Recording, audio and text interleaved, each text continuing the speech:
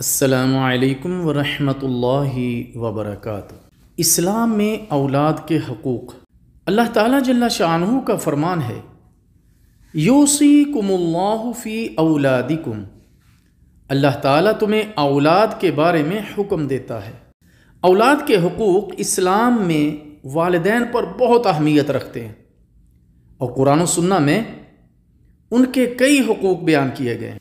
हम यहाँ पर चंद एक का जिक्र करते हैं। बच्चे की पैदाइश के बाद अच्छा नाम रखना। नबी मुकर्रम सल्लल्लाहु अलैहि वसल्लम ने फरमाया, तुम क़यामत के दिन अपने और अपने वालिद के नाम से पुकारे जाओगे, लिहाजा अच्छे नाम रखो। रिज़्क़ की फराहमी के बारे में वालिदैन का ये फ़र्ज़ है कि वो अपनी औलाद को हलाल रिज़्क़ फराहम करें। अल्लाह ताला जल्ला शाअनहू का फरमान है, और अपने बच्चों को मुफलसी के खौफ से कत्ल ना करो, हम ही उन्हें और तुम्हें रिज़्क़ देते हैं। औलाद के साथ मोहब्बत और शफ़क़त से पेश आना।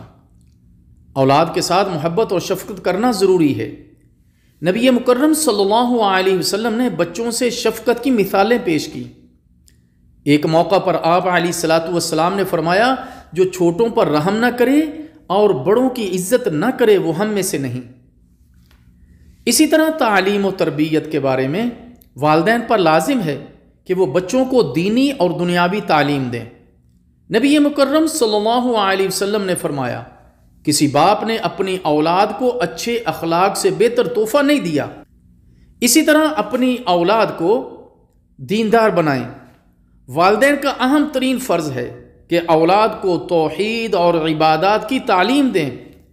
मसलन नमाज, कुरान करीम की तिलावत और तर्जुमा, अरकान इस्लाम, अरकान ईमान वगैरह, इनकी ज़रूर तालीम दें। नबी मुकर्रम सल्लल्लाहु अलैहि वसल्लम ने फरमाया, अपनी औलाद को 7 साल की उम्र में नमाज का हुक्म दो।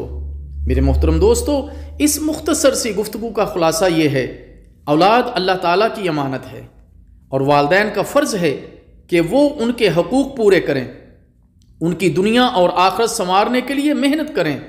मेरे मोहतरम दोस्तों, ये हकूक़ कुरान और सुन्नत के मुताबिक हैं और इन पर अमल करना वालिदैन पर लाजिम है।